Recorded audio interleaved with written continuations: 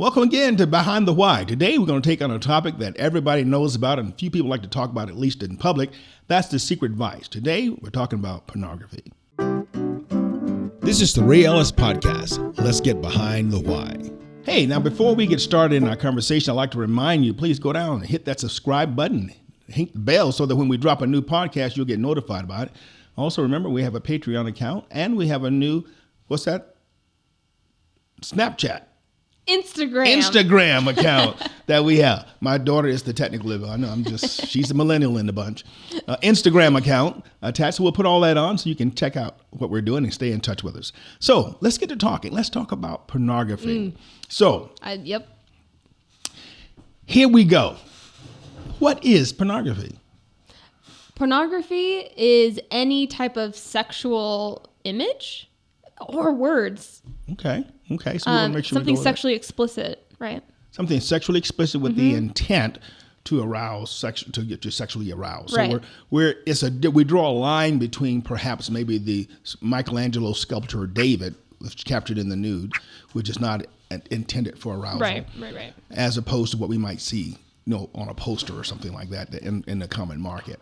So when we think about pornography and the Christian, give me a context. Well, how do you feel that fits into the Christian world? Because we have to acknowledge that it is there. So what is the implication, spiritually speaking, behind pornography? I mean, it's definitely there, right? Okay. But I don't think it should be. No. When it comes to pornography, obviously. I mean, I could say it's immoral, and people would recognize that's why it's a vice that people try to keep secret, especially in the church. And because I think it's exploitive. Expletive, however you say that? Exploitive. It's really kind of, I think it feeds that lust, adultery, all those things are kind of fed into it. Let me read one scripture as we get started. This is in Matthew. Jesus is speaking here, and this is in Matthew chapter 5. This is part of the Sermon on the Mount. He says, starting in verse 27, let me just read it to you. He says, "You have heard that it was said of them of old, thou shalt not commit adultery. But I say unto you, that whosoever looketh on a woman to lust after her hath committed adultery already in his heart." We're talking about what happens inside the person's heart and mind. So when we think about adultery, we're talking about the ultimate, it's a violation of the marital vow. But for purposes of discussion, we understand that fornication and adultery are the same thing. Adultery is a lower part, or a subsection of fornication. Fornication is any kind of immoral sex. Right. So adultery typically identifies that specific violation of a marital vow. So if you're single and you're having sex, then you're fornicating. If you're married and having sex with someone other than your spouse, you're an adulterer. So let's go back to that. You said that it's something that happens. It happens in the church. It happens in the business world. I worked as a police officer for 31 years, just shy of 31 years, and I spent about 10 years of that investigating sex crimes and crimes against children. And so I saw a lot of pornography, and I saw a lot of involvement in pornography. And one of the things I observed is that every case that I arrested someone on, pornography was a part of that process. So every rape, every sexual assault, every sexual battery, all those things had as part of the foundation, the fruit leading up to the act, pornography was a part of that. So let's go back. I'm going to give you some dates here. And I want you to tell me what's significant about these dates. How about August 6, 1991? What is significant about that date? I do not know. That's not your birthday. I know. August 6, 1991, the World Wide Web went public. That's what I was going to say. The birth of the internet. How about 3 years later in 1994? What do you think significant happened in 1994? Well, you already have the internet, so... Not dial-up, something else? No. The first porn site hit the world. Okay. 1994. I'm following this. So what happened in 1995? Another porn site. No. Oh. That's when Congress first entered the CDA, the Communication Decency Act. Now, porn had been recognized in that short period of time, in the course of 1 year, after it hit the World Wide Web and became public and easily accessible. Within 1 year, it became an epidemic in this country. Wow. And Congress then went forward. The senator out of Illinois, if I remember correctly, was the one who initiated this act and was trying to combat pornography.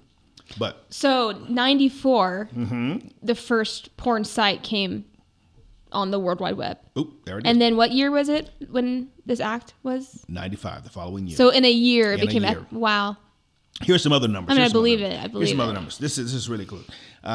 27,000. Now, some of these numbers I'm going to give you, they're fuzzy, depending on how you believe in the age and date of the earth. But 27,000, what do you think that number refers to? The number of porn sites? No. 27,000 years ago. I'm failing this test, man. 27,000 years ago, a young man, John Tierney, and he's a fellow out of Columbia 27,000 University. years ago? Oh, I didn't... He found missed clay that part. figures of women posed erotically. So 27,000 years ago, porn was already making its debut in the world. How about this one right here in 1875? What happened in 1875? You weren't there? Okay, 1875, captured in cave art in the La Magdalene caves, dated back to 15,000 BC. Pornographic images painted on the cave. I got one for you. Give me one. And you might pass this. Going back to ancient Rome, what was going on there? That's kind of broad question, but they had pornography there as well. Yeah, gotcha. And then again, in 3200 BC, the Sumerians, they came up with the chronograph. I'm saying this word right. Cuneiform. I'm sorry. Cuneiform. See, I love you, college-educated millennials. I learned that in middle school. Cuneiform. I remember that one. Yeah. So she just called. I'm just saying. Called me stupid. You hear that? That's not college. She's just stupid. Okay. No, I just remember that. That's okay. I remember you on your birthday. Don't worry about that. Don't worry about it. Well, 3200 BC, they came up with the cuneiform letters, and guess what? One of their first books they wrote. Erotica. So here we go again. And now we got the Gutenberg Press. What do we always talk about when the Gutenberg Press? The Bible. Gutenberg Bible, right? Yep. But guess what? That's what's published in the 16th century in the Gutenberg Press. Porn. An analog, I think it was 1,000 sex positions or something like that. So, and I say all that to say that this vice has been a part of the human entrapment forever. It's nothing new. Nothing new. And this is why Jesus can come here on the Sermon on the Mount and say, if you look upon a person to lust after that person, you're already committing the act in your heart because this is part of that problem. And so when we go back and we ask the question, okay, what is pornography? Now, in the old days, let's say pre-World Web, pornography was pretty much limited to magazines. And every once in a while, somebody would come up with a little 8mm film that was made. And pornography in those days was very much what they call male-oriented porn. Right. Which meant it was a bunch of naked people having sex. Okay. So what happened in the porn industry, and I'm giving you this as just background to kind of get us to where we need to be. In the late 70s, early 80s, the porn industry realized something. That in the world, there was at least 50% he's and 50% she's, roughly. And the porn, as they were producing it, was really targeting the he's. And so they were trying to figure out, how do I get women involved in pornography? Not just as participants or the actors or the but as consumers. Consumers. And so they came up with what's called lady porn. And lady porn kind of has its root in the romance novels. And so they noticed that women were really flocking to these romance novels. And so what they did then was incorporate more storyline into pornography. And thus we came up with now the lady-oriented porn. So where we had storylines, it's still all about the sex, but the storyline built up to that. So when we get into pornography and we start thinking about the impact that it has on society, we have to understand that we live in a pornographic society.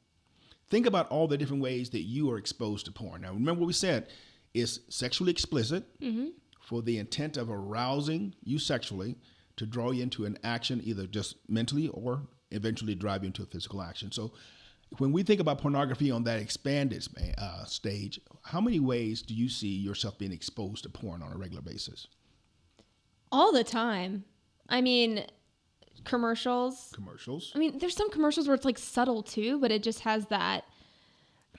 I mean, even like some Carl's Jr. commercials, right? Where it's like, okay, this is like a cheeseburger, but this gal's eating it really sexually and it's freaky. Okay.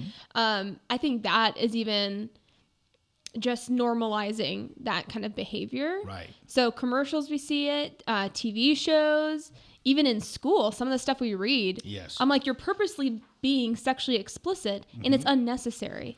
I mean, now there's whole like people who study, what's it called? It's called phallic studies. Yep. And I'm like, really? That's just perversion. And I think it just feeds that sexual lust that people have. You know, I have a list. I'll give it to you, Ryan, to put up here in a moment. It's the 15 to 17 most sexually explicit programs on TV. And you list those shows, and of course, like in the top 5, it's like Orange is the New Black is one of those. We have not The Office, but Sex and the City was an older one. But you'll see this list. What's the show that just in Game of Thrones is in the top 5? These are the most popular shows. And what we discovered as we look at that list is that these shows were award-winning shows. So there was support for it within the industry. They were making money, so that means there was support for it as consumers, so they're buying the products and all these other kind of things. So pornography has a real root in our country.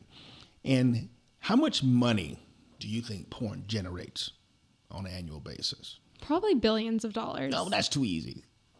You want me to give you a number? Just give me a number. I'm going to go really crazy high. Okay. No, not that high. Not too high. I don't know. What were we going to say? I'm just going to say something outrageous. Say something. That way outrageous. we might be a little less. Okay. Okay, $150 billion. 150. Well, let's go back. I'll look at it this way. In the early part of this century, around 2000, between 2001 and 2010, around that area, there was a study done by Newsweek. And they talked about the popularity of porn. And one of the things that was discovered there was that porn on an annual basis was generating, and we're talking about legal porn now. We're not talking about child porn or the underground porn. But porn generated about $10 to $14 billion annually. Just in the U.S. or in the world? That's U.S. $10 to $14 billion annually. Now, with that came the idea that at that time, porn was outproducing professional football, NFL, Major League Baseball, and the NBA combined. So just to get a number, wow. Porn was generating more income than those 3 major sports in America combined. So that's how much of a root porn has in this society. And it also gives you an understanding why those who produce porn have no interest in curbing it. So they're making money, like a lot of it. So let's break this up into 3 parts real quick.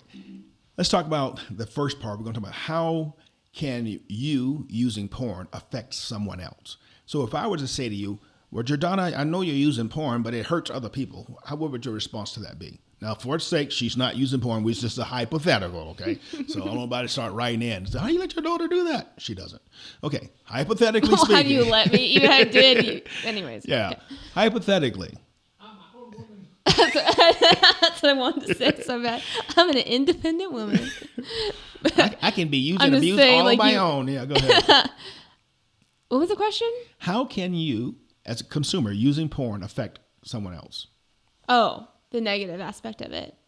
Okay. We talked about the quote-unquote positive side. It makes billions of dollars for people. I mean, that's not even positive. That's really terrible. But, I mean, even the people, okay, like there's porn films, whatever, right? There's people in them. Women, I know, at least I've heard a lot, read a lot, women who are really mistreated in these. It's definitely, they're being exploited. Right. And there's a lot of women who are involved in pornography, who first they got into it. Like I heard this one story, this gal, she was a dancer, adult dancer, they call it, right? Exotic dancing. Yeah. And she got into that on purpose. She chose that life. So Quickly, she was self-exploited. She signed up for that. But then she met this man there, and he had introduced her into porn film. Right. And she was like, okay, this is whatever. Quickly realized that she no longer was in control, didn't own her own life anymore. Right. And in that sense, she was being sex trafficked without feeling a way that she could get out, because this was her sole income. This man really did control what she was doing. Right. And so here she was, first got into the dancing industry, ended up doing this, and then, yeah, she is a sex slave, right? Mm-hmm. And now coming out of it, she had talked about the fact that totally exploited. And so I think if people really humanize the person behind it, realizing that is a human being, right? And most people in that situation, you talk to them, I would be very surprised if they're being honest, saying, "Oh, I love my job." Yeah, you hear people say that until you get. I was trying to find a reference out here, a book by Joshua Snell. It's called "The Freedom from Porn Addiction" by Joshua David Snell. You can find that on Amazon. But in there, he makes that point about the humanizing of the subject. Right. He talks about in his experience, and he was going through our own personal struggle and growth as a young man, dealing with resisting pornography. And he was driving downtown one day, and he said he saw this lady who had a sign on her, a little board, cardboard said, "No, need money to feed my children, will work," that type thing. And he said to himself, the thought came to him, what would be the difference of my watching a movie of pornography of this woman so that she can feed her children, as opposed to me paying a woman to have sex with me so she could feed her children. So he equated the two together. Is that so what I'm going to do is take advantage of her circumstance in life to exploit her. Right. And that's what sobered him up. So it begins to think about it in that context. And thinking that this person is someone's daughter. Someone's daughter. Someone's sister. Someone's sister. Could be your sister. You know what I mean? Like when you put it that way, if you're thinking clearly, I think you will start feeling a little bit different. In order to break this thing, this is why I say you have to have that empathetic link. Do you understand that is a real person? Mm-hmm. As I said, I worked for a number of years doing sex crimes investigations, and I would very often see people who got this pornography, and then that desire, that lust that was generated from watching the porn filtered down to where they became child molesters or they became sexual abusers. And I like to use this analogy. Okay, play with me on this one, okay? Close your eyes. Here we go. Imagine now, while you had your eyes closed, Ryan pulled up and gave me this box, this nice box, about 24 inches by 24 inches, and it's brown cardboard with colored writing on top of it, and it's about 2 inches deep. Okay, and now I open up the box, and all of a sudden you can smell hot melted cheese, and you can smell a pizza sauce and pepperoni and sausage, and then you smell all those fragrances wafting up in front of you, and can you see that? Mm-hmm. Okay, imagine that. And so as we just think about that pizza, I know for me, my mouth's starting to water. I don't even want the pizza, but you can open your eyes. Now, could you imagine that? Now, tell me what you felt when we were describing that to you. I was thinking, I like pizza. We start to get that little, what we call a dopamine drop. Yeah. It makes us feel that sensation of pleasure. So that's what happens when a person observes pornography. They get a little dopamine drop, and it adds that sensation of pleasure. Now, if we continue to stimulate that, and you continue to get that drop of dopamine, eventually you would go from, that sounds good, to, I really want some pizza. Right. And if we kept doing that, kept stimulating that, and kept stimulating that dopamine production, you get to the point where you go, I'm going to get pizza. Mm-hmm. It would push you to the point where you went and did something. Now, let's take this back to pornography. You're watching pornography, and it's pleasurable. Mm-hmm. And you're like, I enjoyed this. Then it goes to, I want this. Then it goes to, I got to go do this. Mm-hmm. So I tell the story of a young lady, and I won't use any names here, but at the age of 4 years old, her stepfather started to sell her for sexual services to these men in this community at 4 years old. Sick. And so when I do this presentation, I talk to students, I'll ask them this question. What do you think the 4-year-old girl did to make grown men want to have sex with her? Absolutely nothing. And they'll look and they're like, because they know, like, they feel like they have to come up with an answer. And eventually some student will say, nothing. She's 4 years old. She's a baby. And I said, exactly. Mm-hmm. So it's nothing that she's done. But then I reversed the question. I said, what is it you think has made these grown men want to have sex with a 4-year-old child? And And you get answers from, well, they just wanted to, or they're just broken, and so they're pedophiles, so that's what they do. I'm like, okay, we'll give you some of that. But the reality is that just like that pizza analogy, they began to feed their lust. Mm-hmm. They began to feed their lust. And the more they fed that lust, the more they began to want to satisfy it. And this is the problem with you using pornography. Excuse me. This is the problem with any individual using pornography, is that it begins to drive that lust in you. Right. So this person who's creating this pornography may be on the other side of the world, or it may be here in America affecting somebody on the other side of the world. It's going to drive that lust. And then once that lust has been compelled, then that person will go out to try to satisfy that lust. And if it happens to be a child victim, then that child can be victimized, even though the person who created the pornography may have nothing to do with the child that's being victimized. In the same way, with adult victims of sex trafficking, people very often will watch pornography and then go into sex workers to have that fantasy revived. So whenever you engage with pornography, you're hurting other people. And the underlying connection here is that pornography drives sex trafficking. Mm-hmm. Now, here's a big word, right? We had a big bust here just recently. Whenever we have the Super Bowl, remember there's always sex trafficking involved there. So it's this big push around the Super Bowl. But this happens year round, and it happens right here in America all the time. It happens everywhere. Even in this community where we live, we have victims. I've rescued and dealt with victims of sex trafficking. So here comes the question. What is sex trafficking? Selling someone for sex. Okay. So when you think about that, you think of person A giving person B X amount of dollars for this person. Mm-hmm. Okay. That is the classic definition of sex trafficking. But the legal definition is anything exchanged of value for sex. Anything. One of the big cases I worked, we had a young lady who was being sex trafficked for a hamburger. She was hungry. Oh, wow. A hamburger was the cost.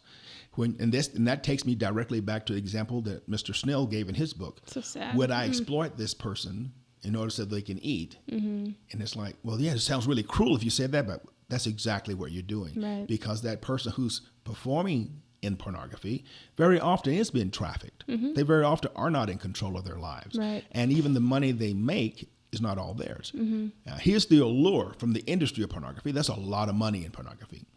And up front, you make a lot of money.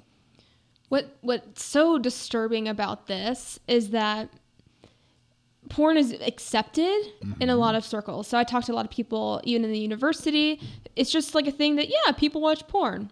It's like, or they read their romance novels that are very erotic, and it's considered like a norm. Right. Right. It's people aren't. Shades of Grey came out, was 50 just Shades of Grey. Yeah, but people aren't like shocked about it. We've been desensitized. And in fact, the opposite is being pushed, right? That no, it's okay if a woman wants to be in porn, cool. Right. Power to you, girl, right? And then they have, that they want to reclaim certain words that have for a long time been seen as not a good thing, right? Like a slut or something, right? But they're saying, no, just reclaim it and you go, girl. Right. And I had talked to a couple people probably about a year ago now, and they were going to a country out of state, and they were told, oh, you have to go to the red light district. You have to check it out. And I was like, why? I'm like, why would you go there? Right. And the gal had said, oh, because I want to check it out. I heard it's really great. We don't go to like a burlesque show thing. And I was like, so you're going to go where people are exploited for fun? Right. And she's like, well, if they choose that lifestyle, then, it's their choice. I'm like, how do you know they chose it? Right. And even if they did, they're in bondage to it. Right. Because there's so like that example I gave, that woman who here, she went into an exploitive job. She chose it, but quickly she realized, oh, I don't even really own myself. Like, no. This is... And you're being used. No healthy woman does this. I worked with some trafficked women. And one lady I spoke to, she'd been trafficked. And she told me, she goes, I've been trafficked in every state in this country. My pimp owned me. And so he would move me from state to state, city to city for purposes of trafficking.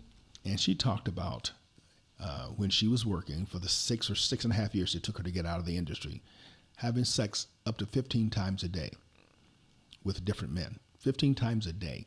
That's not healthy. That's not normal. And no woman does that to herself on purpose. So there is that allure of the money up front.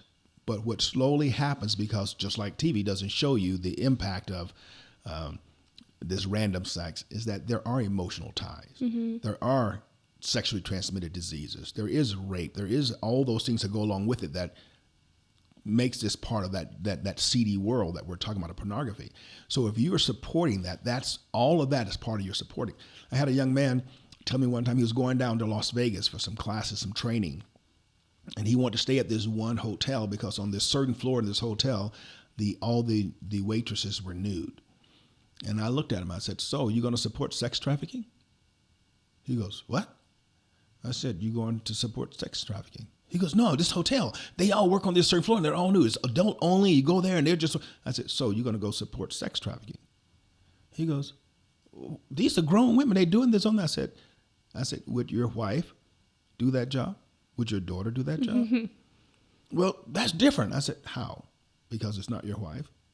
Because it's not your daughter." I said, "Yeah, there's because women, it's not personal to you. There are certain women right. who will walk into that job because they feel like they have no other job to do. They feel stuck. That's what they have." I said, "But when we support that, then we're feeding the industry. And whenever you buy pornography online or view pornography online, there's cookies that are being sent and captured. So you're also telling the producers what it is that you're interested in. Right. Oh, we want more of that. So Keep producing that it. feeds in. Right. So that's when you involve yourself in pornography, you're affecting all of those arenas. So it's never just me. It's never just me. It's all those unseen victims. And once we put that out there online, if you're creating homemade porn and doing that kind of stuff, you put that online, it's out there forever. It's out there forever. So just for time's sake, let's transition. We talked about, in brief, we just really touched that thumbnail sketch of it, but we talked about how you being involved with pornography can affect other people. Now let's talk about what's the effect that pornography has on the individual that uses it. What do you think that impact might be? Addictive behavior. Okay. Right, where I gotta have it. I think that could probably happen. Well, even the example that you gave of abusing it, right? So to the point where now I have to act on whatever I'm watching. And I think that can happen a lot too with people. Because it gives ideas. You're feeding your lust. Right. Or even seeing something for the first time that now creates a new lust that you have. Right. And then you want to try it out. I think that could probably happen too. Let me share a story with you. When I first began to work in this world of trying to educate people on the dangers of pornography, I was putting this program together. This is back in 2013. And I finished the product and I thought, okay, is this serious? Or is this just me reacting to the fact that I've been 10 years or so doing sex crimes investigations? Am I oversensitive to this? Is this problem of pornography really that bad? And so I began to think about it. And I was sitting at my desk at work, and all of a sudden I heard this. And I looked up, and there was this person at the door, a teacher, because I was working at the school at the time. She was a long-term substitute. So she worked in various buildings, but she had come to our school quite regularly. And she was looking at me, and I looked at her, and I looked at her face, and it reminded me of like a 4-year-old kid that's out playing on a playground, and they fall and hurt their knee, and they stand up, and you see them clouding up, but they don't want to cry, and they look around until they see their mommy. And then and then once they see their mom, they go, "Ah!" That's what she looked like. And I'm like, so I got up and I opened the door, and she comes in and she sits down under my desk that I had a chair beside my desk, and literally just broke. I mean, she's ugly crying. I mean, this is not like, cute crying. She's just snotting and everything. And so I looked, I said, what is wrong? I'm thinking somebody has attacked this woman because here I'm working as a police officer. And I'm trying to get facts with her. And she goes, okay, but I'm like, so you okay? Yeah, it's my friend. I'm like, your friend? Okay, your friend got hurt? I'm so funny. Long story short, I got out of her that her girlfriend had come to her house that morning in tears and had the car and the kids with her and said, we have lost everything. And she called her husband's name and she said, I thought he had it under control, but he got addicted to pornography, and instead of paying the house note, the mortgage. He's been buying porn and buying sex slaves, sex workers. And we've lost the house and we lost the new car. So I just grabbed the kids and I left. And I sat there and I'm listening to her tell me this story. And I thought, okay, this is that big a deal. And as I continued doing my research, I discovered many police officers, not many, but a lot in totality, who lost their jobs because of being involved in illicit sex, pornography.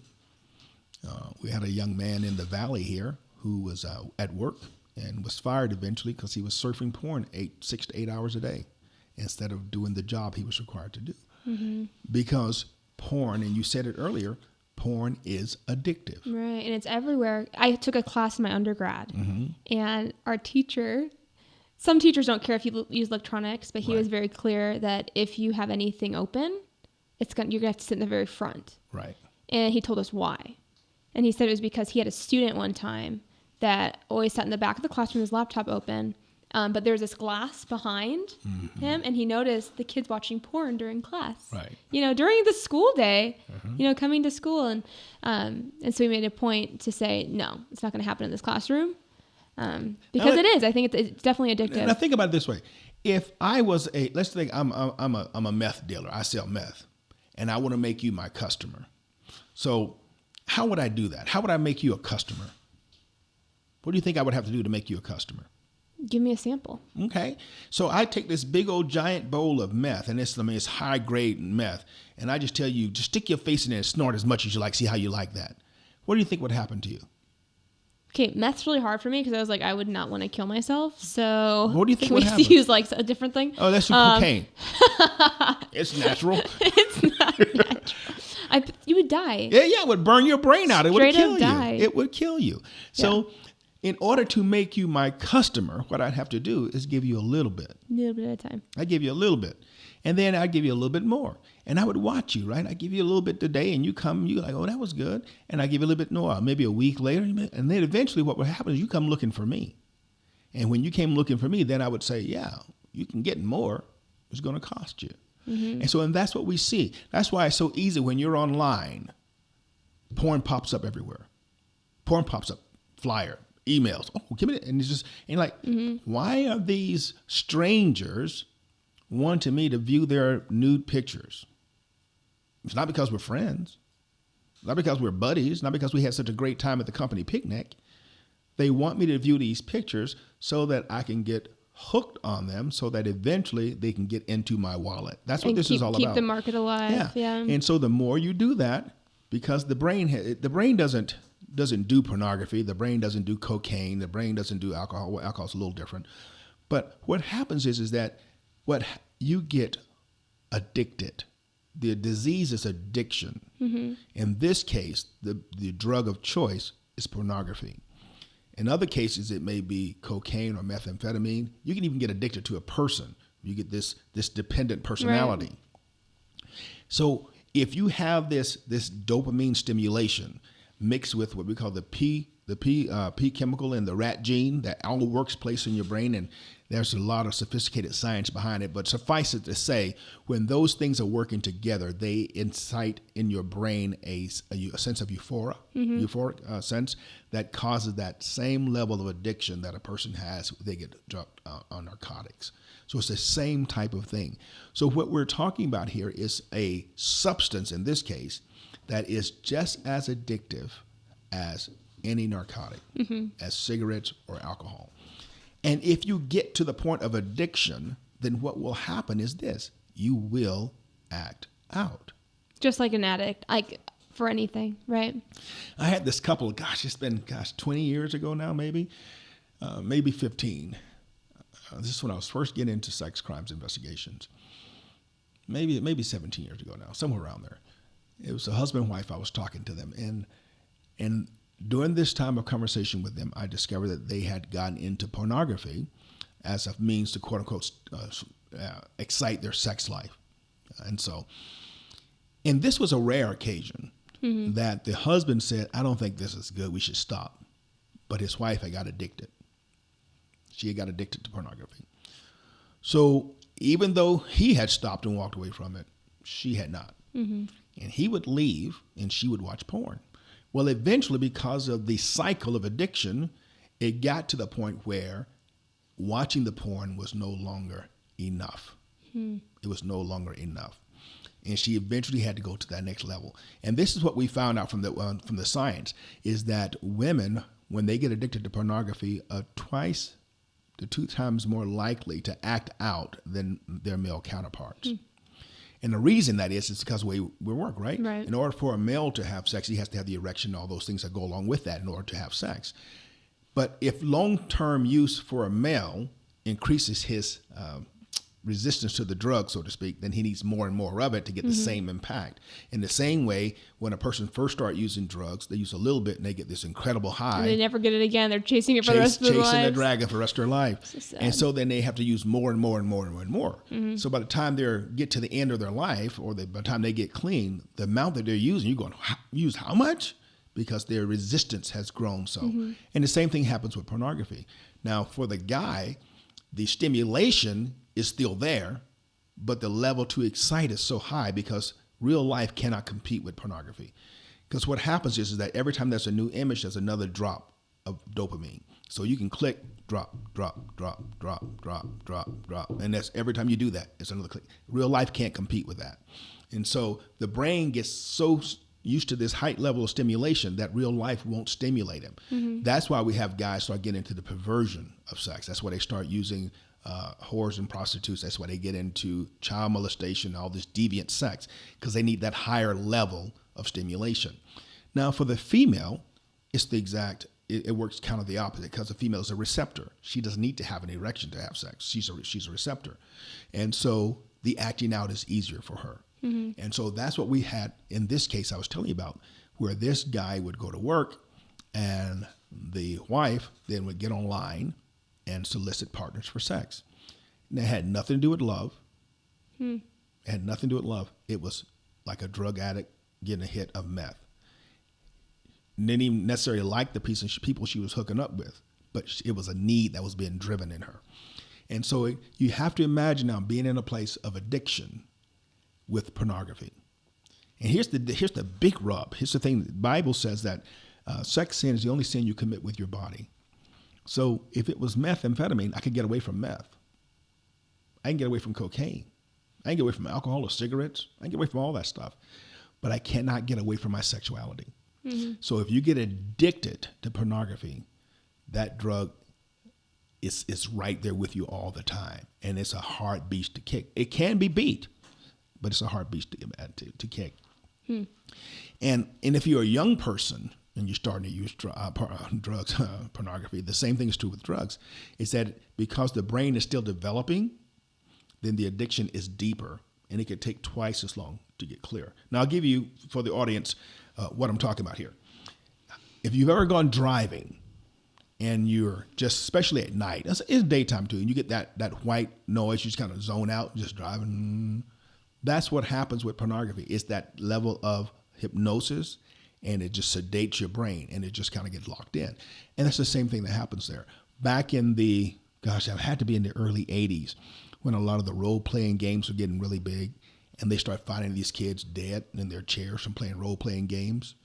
They wouldn't hydrate, they wouldn't eat, they wouldn't sleep, and they would basically die of dehydration and starvation.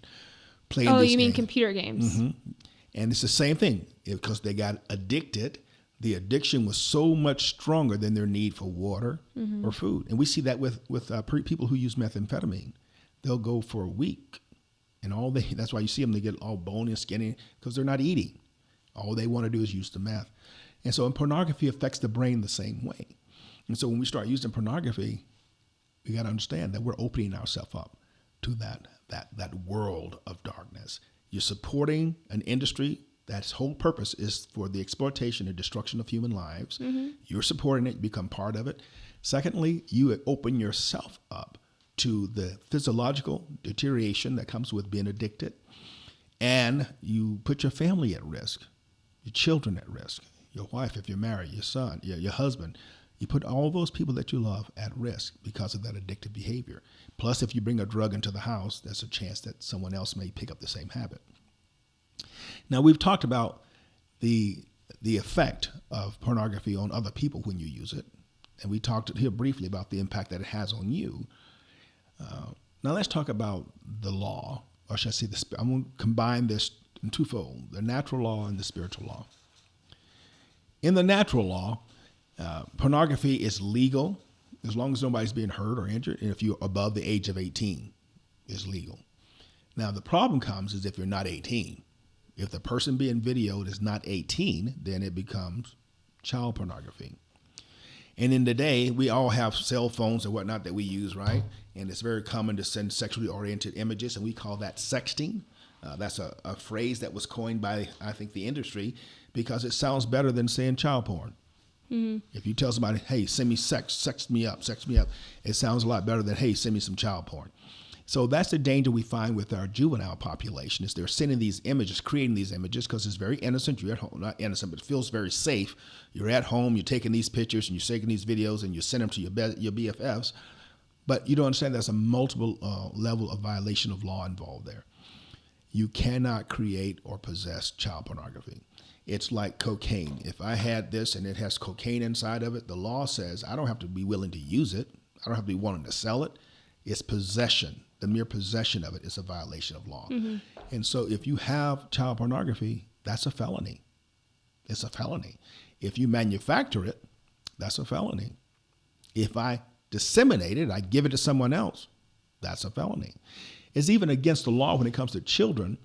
If I ask a child, so we have these juveniles, they'll say, hey, send me a butt pic or something like this right here. When they ask a person to create those images, the very act of them soliciting the pornography is a crime. Mm-hmm. So there's no way you can get involved when it comes to children that you can get involved with pornography and it not be illegal. Now, on the other side, for adults, when it comes to pornography, we understand that adults will do things, stupid things. They make videos, they give them to each other. They make pictures, they give them to each other, which is very dumb. Don't ever do that, please. Don't make records of yourself naked like that. Please don't do that because they have a way of getting out. And if that picture gets out, we break up. And now I'm going to have this revenge porn. I'm going to put your pictures everywhere now because you broke up with me, right? When that first started happening, and mostly the ladies, because these things happen to women more often. Sometimes it happens to guys. It's not uncommon for it to happen to a guy. But more often than not, it's a woman who's being victimized by this. The porn is being sent to work, being sent to their mama and their daddy, their brother and sister. It's been because it's revenge. You want to hurt this person. At time when it first started happening, because it was all brand new, these ladies would come to court and complain, and the law said, well, did you make the pictures? Yeah. Did you give them to him? Yes. Well, they're his pictures. He can do what he wants with them. It's stupid. It's rude. But now the law came back, I think it was about 5 years ago now, and they changed the law, and they call it is video voyeurism is what it's called.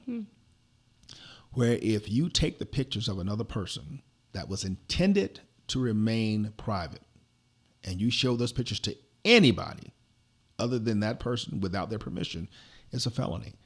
Because the law says that there's no reason for you to share that picture with anyone else unless your intent was to hurt that person.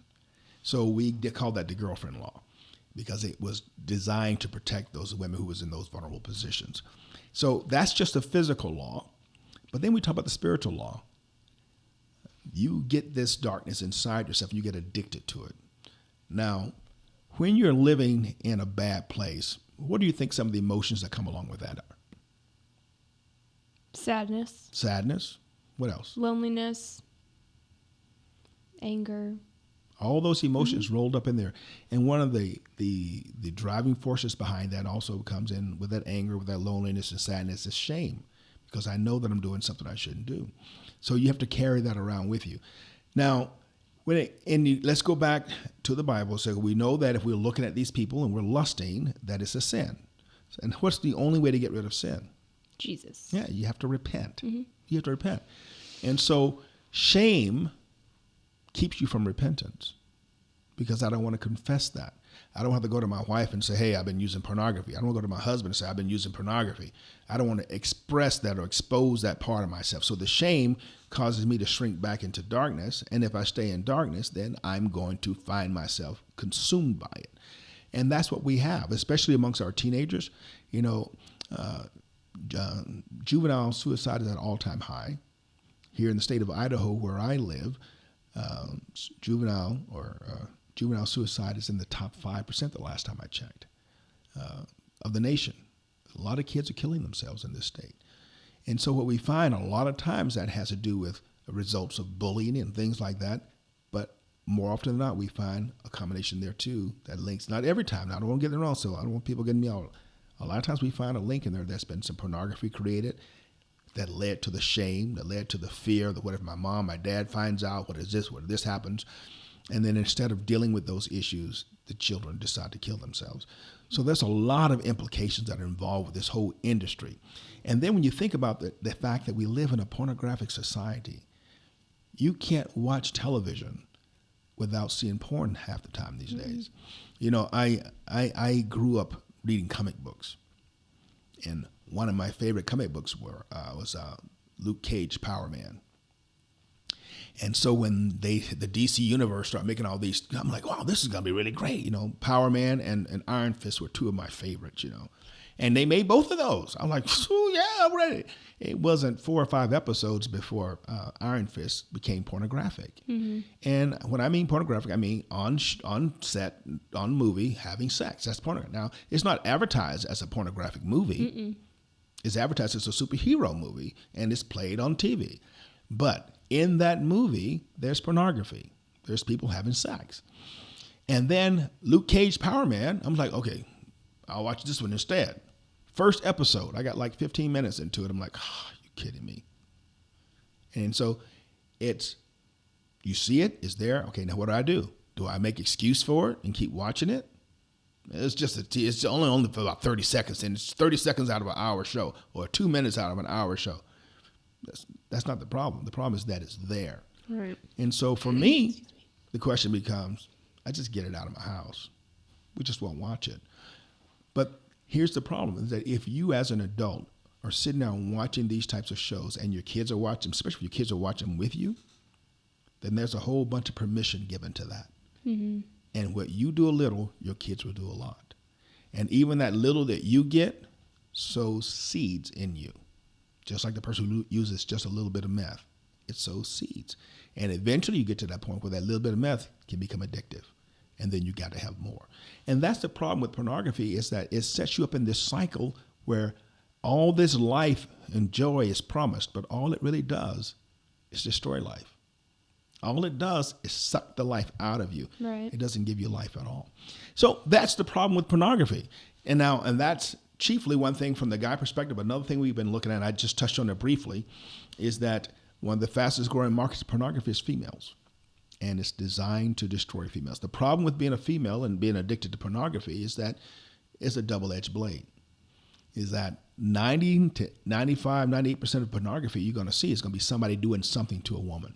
Mm-hmm. Now, if you get into there and you're watching that, then what happens for the female is that she's still going to be sexually aroused because your body just is going to respond the way it does physiologically. But psychologically, you're watching a woman being abused. You're watching a woman being raped and misused. Mm-hmm.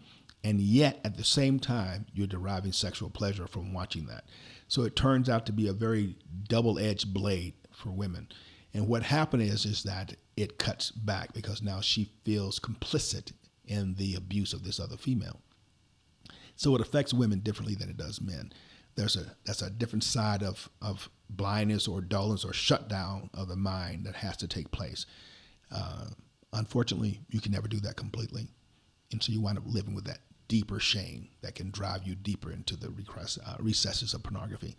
That's the danger of pornography. Mm-hmm. It's pure and simple. It's a disease. It's nasty. It's a drug.